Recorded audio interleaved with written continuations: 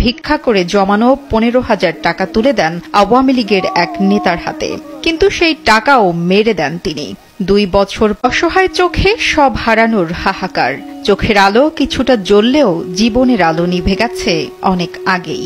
এক মুঠো খাবারের আশায় মানুষের দাঁড়ে দাঁড়ে ঘুরে করেন ভিক্ষাবৃত্তি।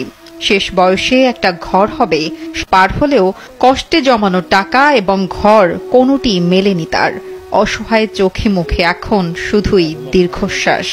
কত কান্দন কাঁদছি আমি, তার নাকি কত কান্দন কাঁদছি আমি। বাড়ি গেছি, ওই ব্রিজ বাড়ি গেছি, আর পান নথ ছিল না, পড়ে গেছি। মুক্তিযুদ্ধের সময় স্বামীকে হারিয়েছেন কুটি খাতুন। তার মৃত্যুর পর খেয়ে না খেয়ে কোনো মতে লড়াই করে বেঁচে আছেন 82 বছরের এই বৃদ্ধা।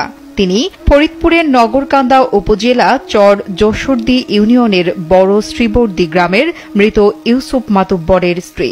নিজের কোনো বসতঘর না থাকায় বসবাস করছেন প্রতিবেশীর এক ঝুপড়ি ঘরে। কাকা, আমার শাশুড়ি টাকা দিতে হবে, রাস্তা দেওয়া যাবে। ওনার ছেলে যাই নিয়ে আসলো, আরো আমার কাপা ওষুধের সাথে আমরা দেখি টাকা দিয়ে দিচ্ছি। উনি ভালো নয়, উনি তো বিক্রি করে খায়। ওনার একটা ছেলে তো আদায় কোথায় কোথায় থাকে। লাগলো আমাকে দিল না, এই বুড়ে মহিলাটা ধরে ধরে ঘুরে আনছে, দেয় না, আমাকে সাক্ষী রাখছিল।